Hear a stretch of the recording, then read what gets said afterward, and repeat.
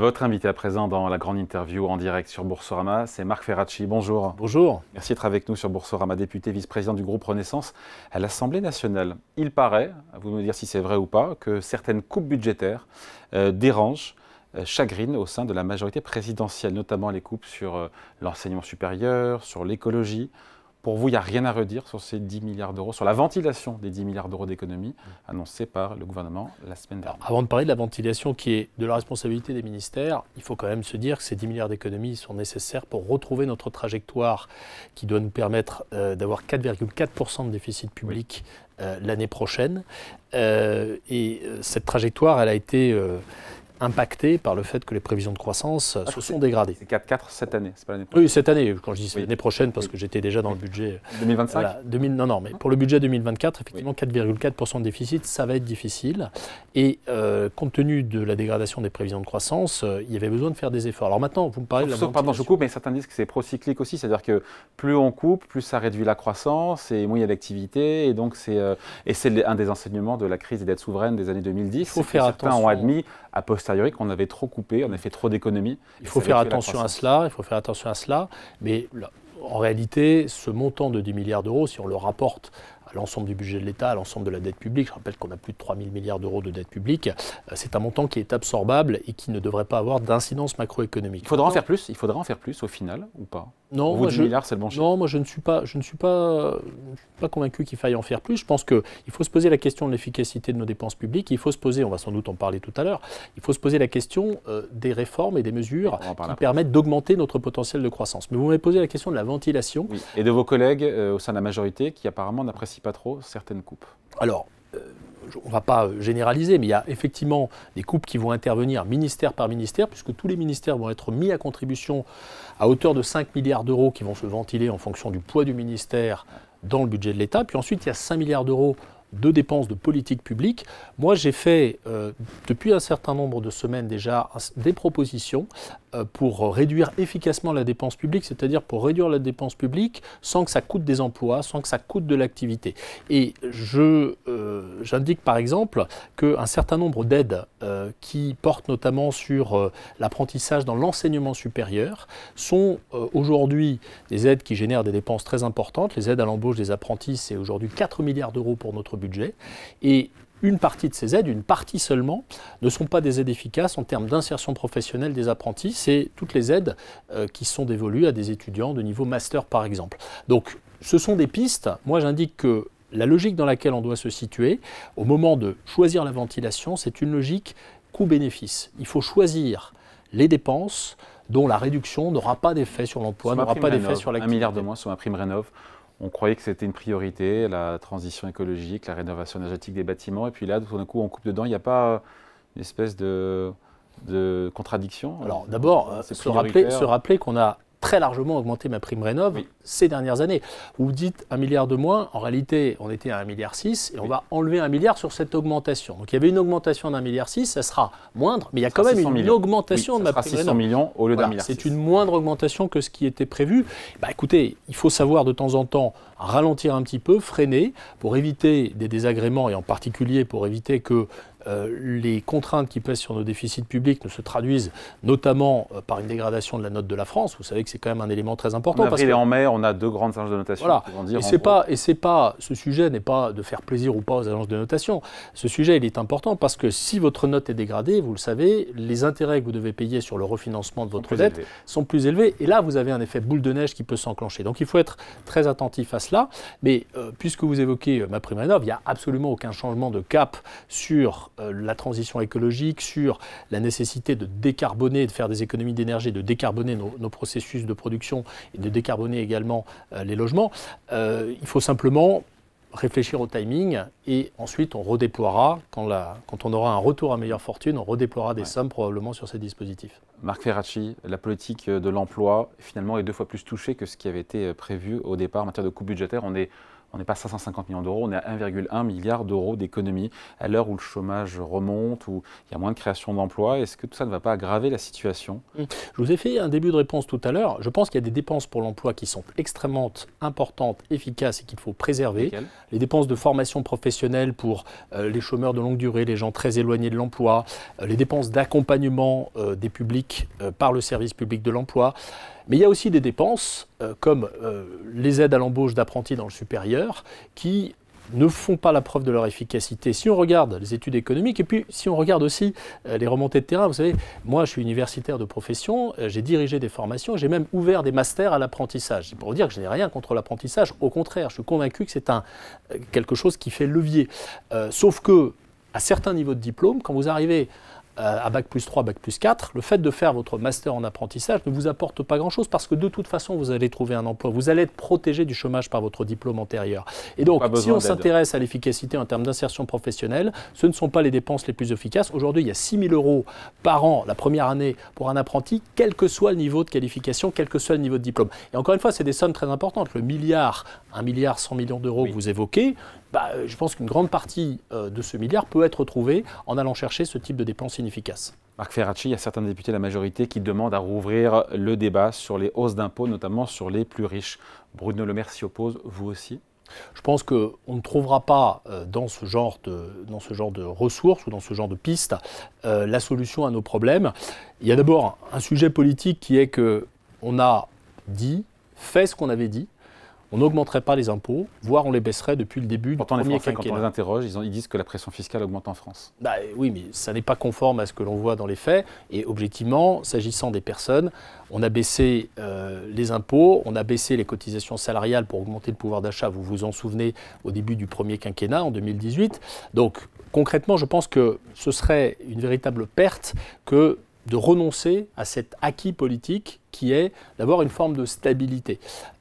Ensuite, on peut se poser la question de l'organisation de notre système fiscal, on peut se poser la question de la manière dont on finance un certain nombre de dépenses publiques, mais moi je pense qu'aujourd'hui, le sujet n'est pas là. On sait que le capital est très mobile, notamment celui des plus hauts revenus, et il arrive que quand on augmente les impôts, eh bien, le rendement de l'impôt diminue, vous le savez, parce que l'assiette elle-même a tendance à diminuer. Donc il faut éviter ce genre de choses. Éric Coquerel, président de la France Insoumise et président de la Commission des finances de l'Assemblée nationale, demande une réduction des aides allouées aux entreprises qui représentent selon lui 200 milliards d'euros chaque année. Est-ce que vous fermez la porte ou vous dites pourquoi pas? On se dit qu'il y a peut-être des gisements quand même d'économie sur ces 200 milliards ou il n'y a pas de gisement du tout? Moi, je ne ferme par principe la porte à rien. Je dis qu'il faut avoir une approche en termes d'efficacité. Et j'ai d'ailleurs mené cette approche avec un collègue de l'opposition, qui est Jérôme Guedj, député socialiste, puisque nous avons fait un rapport il y a quelques mois sur les exonérations de charges patronales qui représentent 75 milliards d'euros. 75 milliards d'euros de sommes qui ne sont pas prélevées sur les entreprises, puisque ce sont des exonérations. Et la conclusion à laquelle nous sommes parvenus, c'est que les exonérations qui portent sur les hauts salaires, et en particulier entre 2,5 et 3,5 SMIC, elles ne sont pas efficaces en termes de création d'emplois et de compétitivité. Et d'ailleurs, il y a un amendement qui a été voté et qui a été repris par le gouvernement pour le PLFSS 2024, le plan de financement de la sécurité sociale, qui gèle ces seuils de 2,5 SMIC et 3,5 SMIC, de telle sorte qu'il va y avoir des économies de l'ordre de 600 millions d'euros qui vont être réalisées sur ces exonérations patronales en 2024. Donc, vous voyez, je ne ferme absolument pas la porte. La question, c'est que nous disent les évaluations? En l'occurrence, à ces niveaux de salaire, elles nous disent que ça ne crée pas d'emploi parce que concrètement, les gens ont un pouvoir de négociation qui font qu'ils vont capter avec des augmentations de salaire brut. Il faut raboter encore plus les cotisations patronales au-delà de 3,5 fois. Il faut y réfléchir. Mais aujourd'hui, il y a une réflexion qui est en cours, qui a été missionnée par Elisabeth Borne, qui a demandé à deux économistes, Étienne Vasmer et Antoine Bozio, de rendre un rapport sur les exonérations de charges, sur la prime d'activité, sur la détermination des salaires. On le sait bien, aujourd'hui, on a un problème de trappe à bas salaire. Vous savez que quand vous augmentez le salaire d'un salarié au SMIC, pour l'augmenter de 100 €, en tant qu'employeur, vous avez besoin de débourser 238 € parce que vous avez des exonérations qui sont dégressives. Et puis, vous avez aussi l'aspect prime d'activité. Quand vous augmentez votre salarié, il perd de la prime d'activité. Donc, dans la négociation, le patron va dire tu sais, si je t'augmente, je vais perdre des exonérations. Et le salarié qui dit de toute façon, si tu m'augmentes, je vais perdre de la prime d'activité. Donc, pourquoi est-ce qu'on en est là? Parce que, comme souvent en France, on a tendance à concevoir nos politiques publiques de manière segmentée, les exonérations d'un côté, la prime d'activité de l'autre, la négociation des salaires dans un troisième temps. Il faut avoir une approche globale et j'espère que ces deux économistes feront des recommandations pour refondre un petit peu le champ des exonérations et de la prime d'activité parce que, vous le disiez, ça coûte très cher. Et je vous ai répondu sur certaines aides aux entreprises. Je ne reviens pas sur ces aides à l'apprentissage dans le supérieur, mais ce sont quand même des sommes très importantes. Remettre en cause les aides aux entreprises, c'est une ligne rouge, dit Patrick Martin, le président du MEDEF. Mais vous le rassurez ou il y aura peut-être encore d'autres lignes budgétaires? Moi, je le rassure au sens où je pense que certaines baisses d'impôts pour les entreprises sont absolument essentielles. Je pense en particulier à la baisse des impôts de production et elles doivent se poursuivre rapidement. Quand j'évoquais la nécessité de faire moins d'exonération de charges sur les hauts salaires, je disais dans le même temps qu'il faudrait recycler cet argent qu'on économise si on supprime certaines exonérations en allant plus vite et plus fort dans la baisse des impôts de production. Donc l'enjeu, c'est pas... Qui pèse 2 fois plus en France rapporté au PIB qu'une moyenne de 12 pays européens autour de nous. Mais vous voyez, il n'y a pas une réponse globale et générale. Les aides aux entreprises, elles sont très diverses. Il y en a qui sont efficaces et nécessaires. Les exonérations sur les bas salaires, elles sont absolument indispensables parce qu'on a un coût du travail au niveau du SMIC qui, sans ça, est très élevé. Si on les supprime, ça va détruire des centaines de milliers d'emplois. Les impôts de production et les dépenses qu'on fait pour les diminuer, elles sont très importantes. Après, il y a d'autres aides qui, de mon point de vue, gagneraient à être interrogées dans leur efficacité. Alors, donc, je vous l'ai dit, les exonérations... Oui, mais en dehors de celle-là. Alors, écoutez, il y a un débat qui est un peu un serpent de mer sur le crédit d'impôt recherche, sur son ciblage. C'est 5 ou 7 milliards d'euros, je crois. Voilà, il faut faire attention quand même aux effets de signaux, c'est-à-dire les investisseurs qui peuvent avoir envie de venir en France ou envie de rester en France, parce qu'il y a ce dispositif qui soutient la recherche. Profite aux gros et peu aux PME. Voilà, il y a, je pense, une réflexion à avoir depuis très longtemps. Quand je disais que c'est un serpent de mer, on ne compte plus les rapports sur le crédit d'impôt recherche.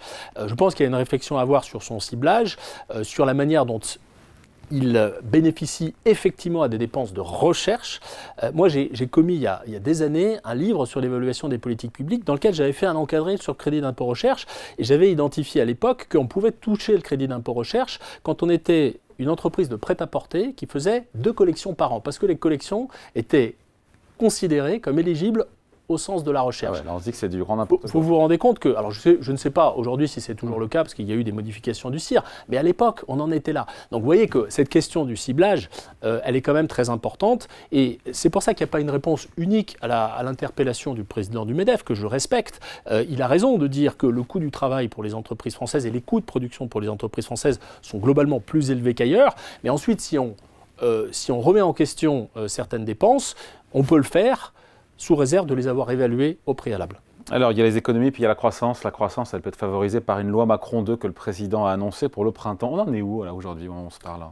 Écoutez, moi j'ai lancé cette idée il y a un certain temps, d'ailleurs je crois que j'en avais parlé sur votre plateau il y a quelques mois, l'idée de s'attaquer à un certain nombre de rentes, de barrières à l'entrée, à la fois pour créer des emplois, mais aussi pour faire baisser les prix. Vous savez qu'on a un problème de pouvoir d'achat qu'on ne sait plus régler en faisant des chèques aux Français, donc il faut agir sur la formation des prix. On ne sait plus parce qu'on n'a plus les moyens. Voilà, tout à fait, on n'a plus les moyens, on ne sait plus le faire parce qu'on n'a plus les moyens, et donc il faut agir sur la formation des prix de manière un petit peu plus indirecte, un peu plus intelligente, j'ai envie de dire, et donc pour ça, il faut remettre sur le métier l'idée que, s'attaquer aux barrières à l'entrée. Il y a eu une loi Macron 1. S'il faut une loi Macron 2, c'est que la première n'est pas allée assez loin. Peut-être qu'elle n'est pas allée assez loin. Vous savez, on sait d'ailleurs ce que ça a donné ou pas. Elle date de 2015. Il y a quelques évaluations sur certaines mesures, sur le permis de conduire, sur le travail du dimanche, sur les notaires, qui vont plutôt dans le bon sens, qui montrent que des choses se sont passées. Vous vous souvenez sans doute des cars Macron qui ont accru l'offre de mobilité. Ça, c'est de manière microéconomique, c'est vrai. Oui, c'est de microéconomique. Il n'y a pas d'évaluation macro de la loi Macron. En tout cas, pas à ma connaissance. Et je pense pouvoir dire qu'il n'y en a pas. Mais vous dites que ça n'est pas allé assez loin. Il faut toujours remettre l'ouvrage sur le métier. Pourquoi ? Parce que on est dans un pays, la France, dans lequel les corporatismes, les rentes, les barrières à l'entrée sont très nombreux. Et souvent... Quel métier, pardon, parlez-nous des métiers, des secteurs. Parce qu'on entend ces mots, rente... Vous avez sans doute entendu le Premier ministre Gabriel Attal, dans sa déclaration de politique générale, il a évoqué le secteur des syndics de copropriété. C'est un sujet très concret pour la vie des Français. Je ne sais pas si vous êtes en lien avec un syndic. Bon, le fait de pouvoir changer de syndic, par exemple, c'est un sujet qui est aujourd'hui rendu assez compliqué par les réglementations existantes. Et peut-être que si on assouplissait les possibilités de changer de syndic, eh ben, on aurait des prix qui baissent et surtout, on aurait un service rendu aux Français plus important. Un autre sujet très important, le permis de conduire. Vous savez qu'aujourd'hui, on a fait beaucoup d'efforts pour financer le permis de conduire. Vous pouvez le financer avec votre compte personnel de formation, par exemple. Il y a beaucoup d'aides publiques. En revanche, il y a toujours un problème qu'on n'a pas réussi à résoudre, c'est qu'il n'y a pas de place pour passer le permis. Et quand vous le loupez une fois, moi ça ne m'est pas arrivé, j'ai de la chance, mais il y a certaines personnes à qui ça arrive, eh bien vous devez attendre des mois et vous devez reprendre des heures pour maintenir vos acquis. Ça coûte très cher. Moi, je suis d'avis qu'on réfléchisse à la possibilité de faire passer l'examen du permis par d'autres acteurs, certifiés, accrédités, évidemment, il y a un enjeu de sécurité routière, que les acteurs habituels, c'est-à-dire les inspecteurs du permis de conduire. Voilà les réflexions très concrètes. Et en dehors des écoles de conduite, en dehors des syndics de copropriété, vous avez quoi d'autre en tête? Alors, il y a un autre sujet qui me tient beaucoup à cœur, c'est l'inclusion des jeunes les plus en difficulté, ceux qui sont sortis de l'école sans diplôme. Vous savez que pour accéder à un certain nombre de professions artisanales, il faut un diplôme ou un titre professionnel pour être coiffeur, boucher, fleuriste. Et c'est très bien, il est très important que ce principe du diplôme soit maintenu. Mais on pourrait réfléchir pour certains jeunes qui sont en rupture de banc avec l'école, qui ont parfois une relation presque traumatique à l'école, on pourrait réfléchir à des voies d'accès alternatives. Elles existent déjà, mais elles sont tellement compliquées, tellement dures à obtenir que ça ne concerne que très peu de monde. Pouvoir devenir artisan en ayant passé un petit peu de temps, quelques mois ou une année auprès d'un professionnel qui vous a formé, mettre en place au fond ce qu'on appelle la VAE, la validation des acquis de l'expérience, mais pour les décrocheurs, ça ce serait quelque chose de très impactant en termes d'emploi, parce qu'on sait que ce sont des métiers qui ont besoin de recruter, on sait qu'il y a des jeunes qui sont très en difficulté et qu'il faut qu'on aille chercher. Moi je visitais une école de la deuxième chance il y a quelques mois à Creil dans l'Oise, on m'a parlé d'un jeune qui était littéralement à la rue, SDF, et que l'école a recueilli et à qui elle a fait faire un stage chez un boucher.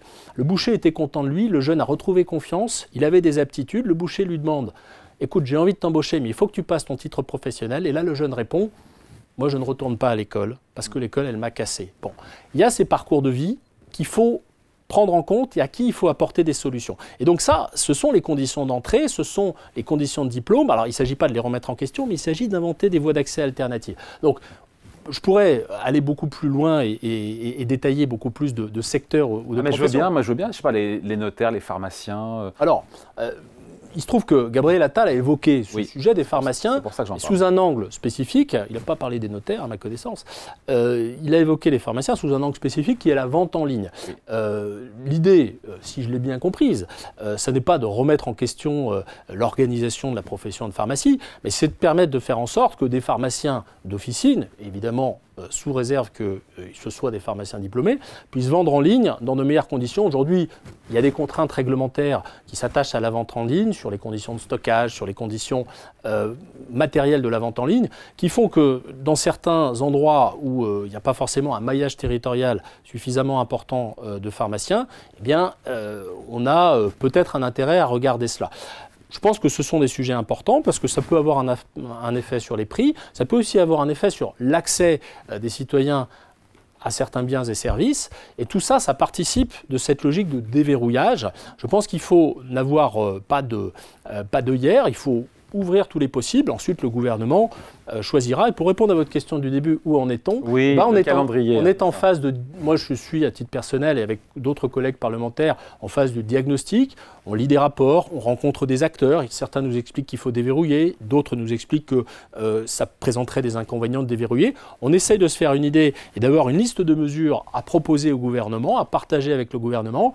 Et je pense que d'ici l'été, en tout cas c'est ce qui a été annoncé par le Premier ministre, il y aura probablement un texte à l'Assemblée nationale. Voilà, une loi Macron 2, soit en passant, qui ne coûtera rien au budget de l'État. Tout à fait, c'est un des intérêts, ça crée des emplois, ça fait baisser les prix.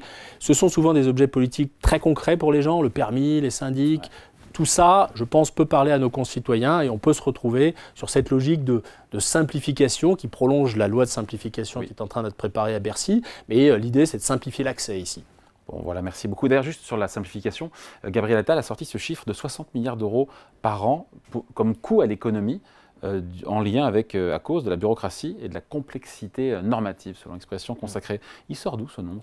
Écoutez, je sais pas, milliards par an. Je ne sais pas quelle est la méthodologie. Ce que je sais, c'est que si vous raisonnez sur les délais induits par un certain nombre de normes, je donne un exemple. Vous avez aujourd'hui 2000 règles en France qui obéissent, 2000 règles d'autorisation qui obéissent au principe silence vaut refus. Ça veut dire que si l'administration ne répond pas à votre demande d'autorisation, ça signifie que la demande d'autorisation est refusée. Il y en a 2000 aujourd'hui. Il y a un rapport qui est en train d'être fait par l'Inspection générale des finances qui établit ce point-là.